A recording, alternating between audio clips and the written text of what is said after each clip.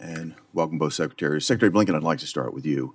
I sent a letter last week to both yourself and to Administrator Powell asking for specific details on the funding that's gone into Gaza, the foreign assistance funding, U.S. taxpayer dollar foreign assistance funding that's gone into Gaza, the recipients and the sub-recipients of that funding. Are you in a position to give me complete answers today to that?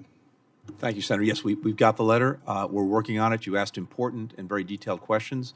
We need some time to make sure that we're giving you the most robust and accurate answers possible. So, in short, we will get that back to you. At a high level, can you tell me the amount of funding overall under your watch that's gone into Gaza?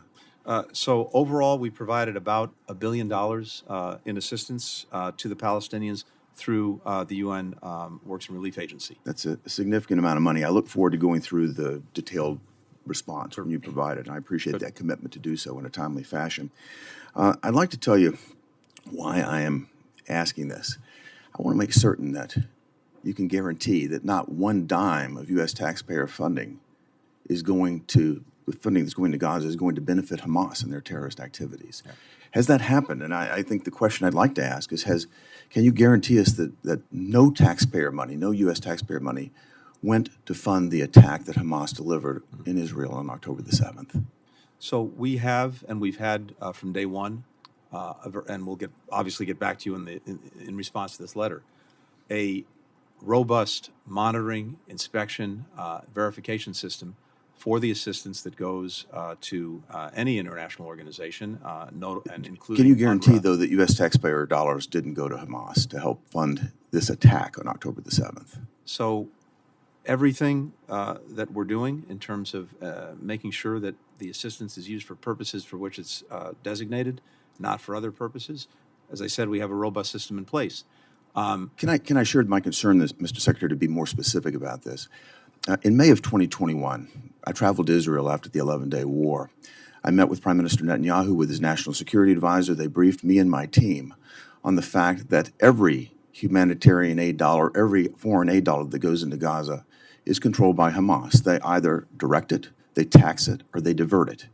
They even take pipes intended for the water system for civilians and turn those into rockets that are aimed at Israel.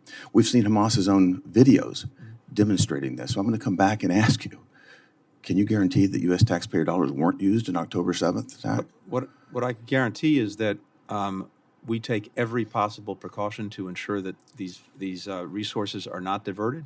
Second, let me come at it another way then, Mr. Secretary, because your own State Department has made an internal assessment on this. Madam Chair, I'd like to submit for the record a set of internal State Department emails from 2021 that were obtained via FOIA. And No Secretary objection. Blinken, I'd like to specifically read from part of that. The assessment of your own State Department in 2021 is that, quote, due to Hamas's overall strength and level of control over Gaza, there is a high risk that Hamas could potentially derive indirect, unintentional benefit from U.S. assistance to Gaza. Secretary Blinken, do you agree with this assessment? I do. And here's the challenge that we face, Senator.